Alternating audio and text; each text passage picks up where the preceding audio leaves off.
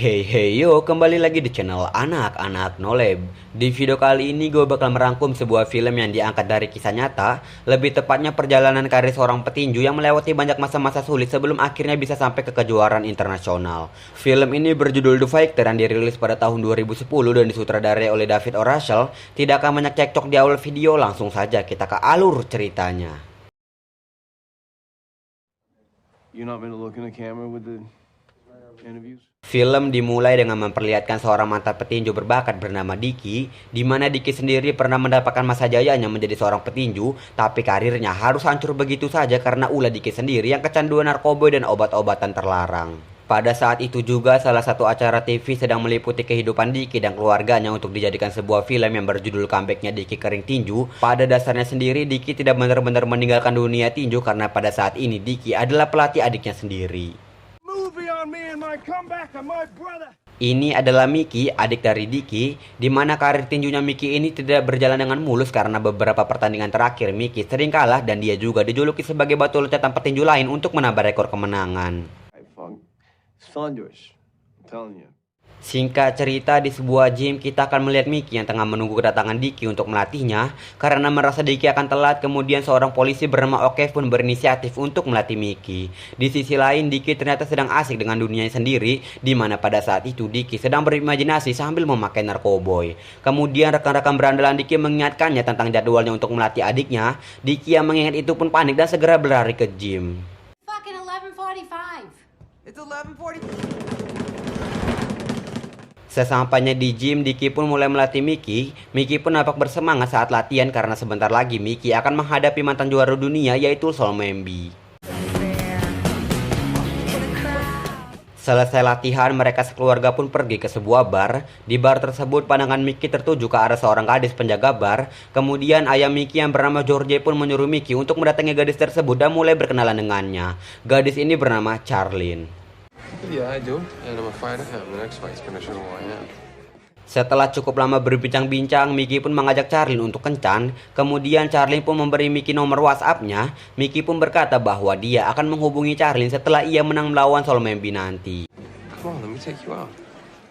Keesokan harinya, Mickey pun pergi mengunjungi mantan istrinya untuk menyapa anaknya sebelum pergi bertanding nanti. Mickey pun berkata kepada anaknya Casey bahwa dia akan memenangkan pertandingan dan membeli apartemen yang bagus, supaya nanti Casey bisa lebih lama tinggal bersamanya. Kemudian saat hari H tiba, lagi-lagi Dicky membuat ulah dengan tidak adanya dia di sana. Karena waktu terus berjalan, mereka pun memutuskan untuk menyusul Dicky ke base campnya. Sesampainya di base camp, ternyata Dicky sedang bermesraan dengan pacarnya. Saat mengetahui ada keluarganya di luar, Dicky pun berniat untuk kabur dari sana. Tapi Mickey berhasil melihat Dicky. Kemudian George yang sudah kesal pun berniat menghajar Dicky, tapi sayang George lah yang harus terkena pukulan.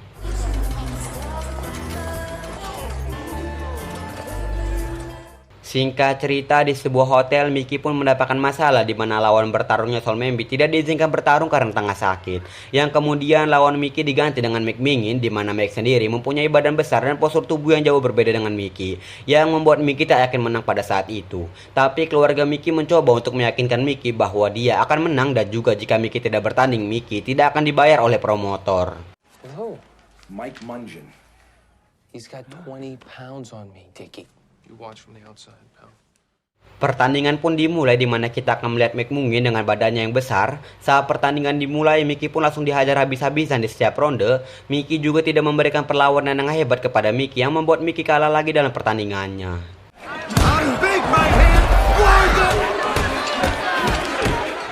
Setelah itu, seorang promotor besar bernama Mike Toma pun memberikan penawaran kepada Mickey untuk berlatih bersama timnya di Las Vegas karena Mike sendiri melihat bakat di dalam diri Mickey. Kemudian Mickey bertanya bagaimana dengan keluarganya.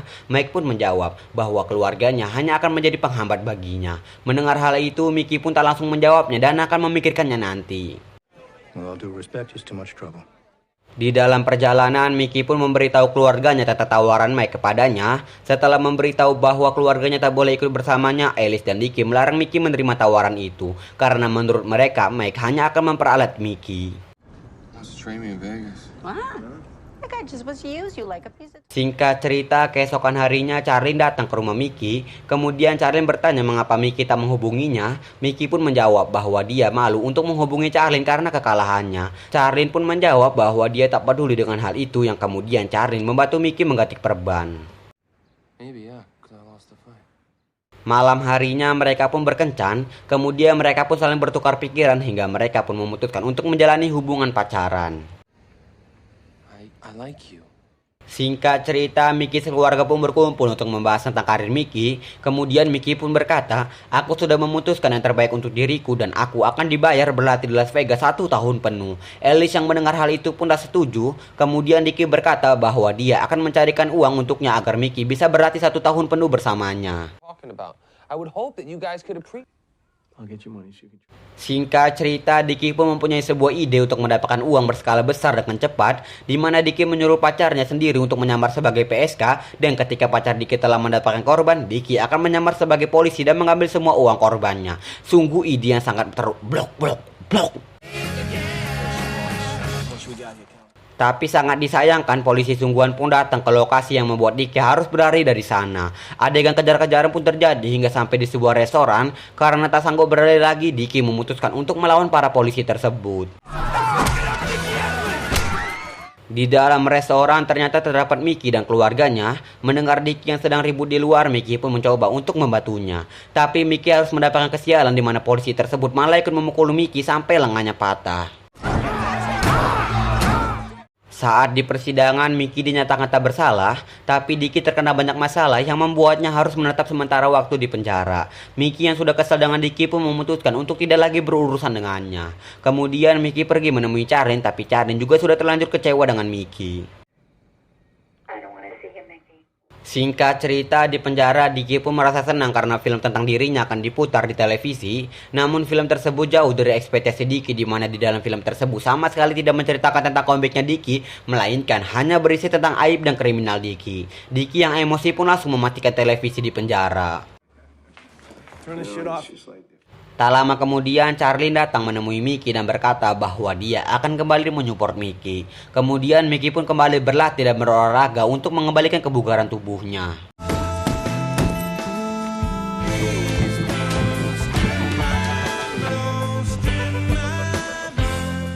Setelah merasa sudah siap, George pun memperkenalkan Mickey kepada Salanano sebagai manajer barunya, dan O'Keefe akan menggantikan Dicky sebagai pelatihnya. Tidak ada Alice, tidak ada Dicky, itulah kesepakatan mereka untuk membentuk tim ini. Lanano pun akan mencarikan Mickey pertandingan kecil untuk membantu mengembalikan mental dan rasa percaya dirinya.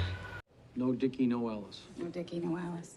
Alice yang mengetahui hal itu pun langsung marah kepada George. Kemudian saudara-saudara Mickey yang lainnya pun mengira bahwa Mickey telah dihasut oleh Charlene, yang kemudian mereka semua pun langsung mendatangi rumah Mickey. Mickey yang saat itu tengah bercocok tanam pun langsung keluar menemui keluarganya. Tapi demi kebaikannya, Mickey akan tetap kepada pendiriannya. Sempat terjadi keributan, Mickey pun menyuruh keluarganya untuk pergi dari sana.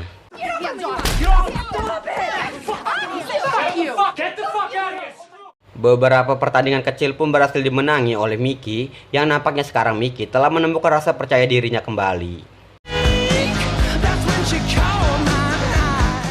Sebelum menuju ke pertandingan besar, Mickey pun menyempatkan diri untuk bertemu dengan Dicky. Mickey pun berkata bahwa sebentar lagi ia akan bertanding melawan Alfonso Sanchez. Dicky yang mendengar hal itu pun tak setuju karena Alfonso adalah petunjuk ganas dari Meksiko yang belum terkalahkan selama 15 pertandingan. Dan Dicky berpikir bahwa Mickey akan dikalahkan dengan sangat mudah. Mickey yang kesal dengan Dicky dan ucapannya pun pergi dari sana. Tapi pada saat itu, Dicky sempat memberikan strategi kepada Mickey. Right, get inside, switch stances like you're gonna work his... Hari pertandingan Mickey melawan Alfonso pun akhirnya tiba. Saat pertandingan dimulai, Mickey pun nampak kewalahan melawan Alfonso hingga Mickey kalah beberapa ronde. Penonton juga menyeraki Mickey yang pada saat itu hanya seperti menjadi samsak bagi Alfonso. See his power every time he hits the 40 backs him up. Di sisi lain, kita akan melihat Dicky yang tengah menelpon Alice untuk mendengarkan jalannya pertandingan Mickey. Saat sedang break, Mickey pun berpikir untuk menggunakan teknik dari Dicky.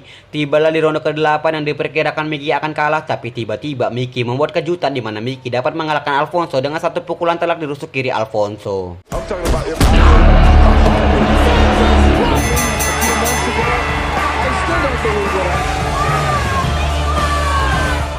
Akibat kemenangannya, Mickey pun mendapatkan kesempatan untuk memperebutkan sebuah gelar, dan untuk pertandingan selanjutnya, Mickey akan melawan Seneri dari London untuk memperebutkan kejuaraan. Thank you. You ready for a title shot? I ain't getting no younger. Thank you so much. You're gonna have a great night. Keesokan harinya, Dicky telah dibebaskan dari penjara. Kemudian Dicky pun pergi ke tempat gym untuk melatih Mickey. Saat sedang di ruang ganti, Mickey pun berkata kepada Dicky bahwa dia telah berjanji untuk tidak lagi melibatkan keluarganya di dalam tim ini. Setelah itu, mereka pun saling beradu argumen. Mickey yang merasa kemenangannya kemarin berkat saran dari kakaknya pun menginginkan keluarganya berada di dalam tim ini. Tapi Charlie dan O'Keefe yang tak setuju pun langsung pergi dari sana. All right, I went in with that game plan. It wasn't working, so I went back. Selanjutnya, Mickey pun mulai berlatih bersama dengan Dicky. Dalam latihan tanding, Mickey seperti kesal dan menghajar Dicky dengan serius sampai ia tersungkur. Dicky yang merasa Mickey tidak ingin kehilangan rakan-rakannya pun memutuskan untuk mendatangi Charlene dan memohon kepadanya agar Charlene mau terus bersama adiknya dan ikut dalam pertandingan nanti. Awalnya Charlene menolak, tapi karena melihat Dicky yang telah berubah, Charlene mengiyakan permintaan dari Dicky. Selesai berbicara dengan Charlene, Mickey pun datang ke sana. Mengetahui bahwa Dicky telah berhasil memujuk Charlene, Mickey malah meminta kepada Dicky untuk memujuk O'Keefe juga agar ia bisa ikut bersamanya nanti.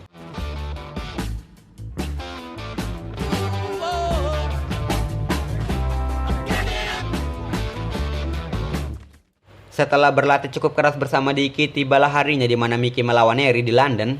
Singkat cerita, hari H pun tiba di mana terlihat banyak sekali penonton yang hadir di sana. Kemudian saat pertandingan dimulai, sama seperti biasanya di mana Mickey sangat kewalahan, bahkan Mickey terus terkena pukulan keras dan jatuh berkali-kali. Ward not able to deal with him very well, and he's executing it. Punches like these. Mickey juga mendapatkan sorakan dari penonton karena tidak memberikan perlawanan yang baik yang membuat pertandingan terasa bosan. Right hands. Neri has felt it in the last. Gotta be more aggressive. You can't just try to wait until. Tapi film ini tidak akan dibuat jika Mickey kalah, di mana saat break Dicky memberikan motivasi kepada Mickey untuk membakar semangatnya. Dan benar saja beberapa ronde berhasil dimenangkan oleh Mickey. Hingga akhirnya Mickey mengembalikan keadaan dengan terus memukul Neri sampai ia tersungkur. Mickey pun dinyatakan menang TKO di ronde ke-8.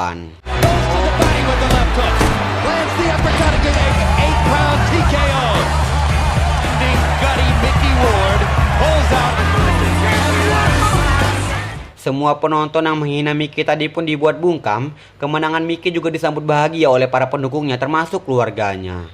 Akhirnya perjalanan Mickey untuk menjadi petinju profesional pun terwujud meski banyak melewati rintangan yang penuh lika-liku. That's how it's meant to be, you know? And down to.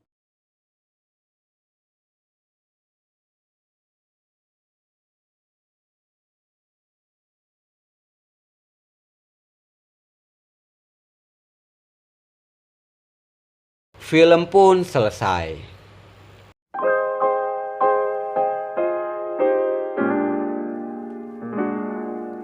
Sebelumnya saya mohon maaf kalau ada kesalahan saya dalam berbicara mengenai dunia pertinjuan, karena saya sendiri pun tidak begitu tahu tentang olahraga yang satu ini. Tapi saat membaca sinopsis film ini, saya penasaran menontonnya. Tapi kok seru? Oleh karena itu saya memilih untuk merangkum film ini.